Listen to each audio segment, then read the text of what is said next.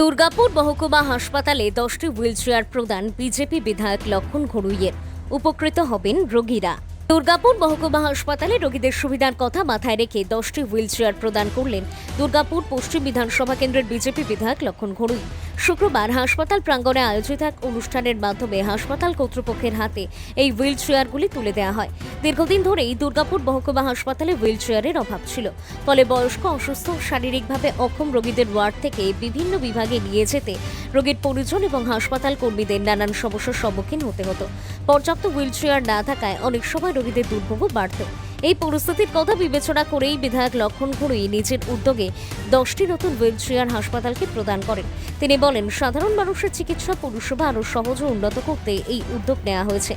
হাসপাতালের পরিকাঠামো উন্নয়নে ভবিষ্যতেও প্রয়োজন অনুযায়ী সহযোগিতা করার আশ্বাস দেন তিনি। বিধায়ক লক্ষণ ঘড়ুই জানান, এই হুইল চেয়ারগুলি চালু হলে হাসপাতালে চিকিৎসার জন্য আসা অসুস্থ, চলাফেরায় অক্ষম রোগীরা অনেক বেশি সুবিধা পাবেন। রোগীদের এক বিভাগ থেকে অন্য বিভাগে নিয়ে যাওয়া সহজ হবে এবং তাদের ভোগান্তিও অনেকটাই কমবে। হাসপাতাল কর্তৃপক্ষ এই উদ্যোগকে স্বাগত জানিয়েছেন। নতুন হুইল চেয়ারগুলি রোগী পরিষেবার মান উন্নয়নে গুরুত্বপূর্ণ ভূমিকা পালন করবে। পাশাপাশি রোগীর পরিজন ও হাসপাতাল কর্মীদেরও অনেকটাই সুবিধা হবে বলেই তারা আশা প্রকাশ করেছেন। জানেন, দুর্গাপুর সাব ডিভিশন হসপিটাল দীর্ঘদিন ধরেই বঞ্চিত। 15 বছর ধরে কোনো উন্নয়ন করেনি। তারা শুধু রং করেছেন, নাটক করেছেন, ফটো তুলেছেন। বাস্তবে আমরা দুর্গাপুর হসপিটালকে আধুনিকরণ করতে চাই। তার জন্যে পুরো 2 বিধায়ক মিলে 2-3টি বৈঠক করেছি। এখানে কী কী অসুবিধা, কী সমস্যা, কোথায় ডাক্তার, নার্স, ওষুধ, ইনফ্রাস্ট্রাকচার থেকে শুরু করে যা সমস্যা আছে সেগুলো আলোচনা করে স্বাস্থ্যমন্ত্রীর কাছে পাঠিয়েছি। মুখ্যমন্ত্রী বলেছেন আমাদেরকে যে কাজ, সে কাজ আমরা করেছি। কিন্তু সাময়িকভাবে আমি যে আগে যখন বিধায়ক ছিলাম, আমি চেয়েছিলাম এখানে একটা অ্যাম্বুলেন্স দেওয়ার জন্যে, চেয়েছিলাম এক্সরে মেশিন দেওয়ার জন্যে বা কোনো কমন রুম করে দেওয়ার জন্যে। কিন্তু সেই সময়তে এখানকার সুপার বা তৃণমূল কংগ্রেস চায়নি যে এখানে পরিষেবা দিক। তারা উন্নয়ন পছন্দ করে না। তারা কি বলবো, নিজের কবজায় ধরে রাখার জন্য উন্নয়ন না করে কীভাবে কাটমানি পাওয়া যায় তার চেষ্টা করেছিলেন। এবং হসপিটাল অনেক কিছু সমস্যা আছে, সেগুলোকে না করে তারা কিন্তু হসপিটালটাকে শেষের দিকে নিয়ে চলে গেছিলেন। তাই সেই কাজ শুরু হবে।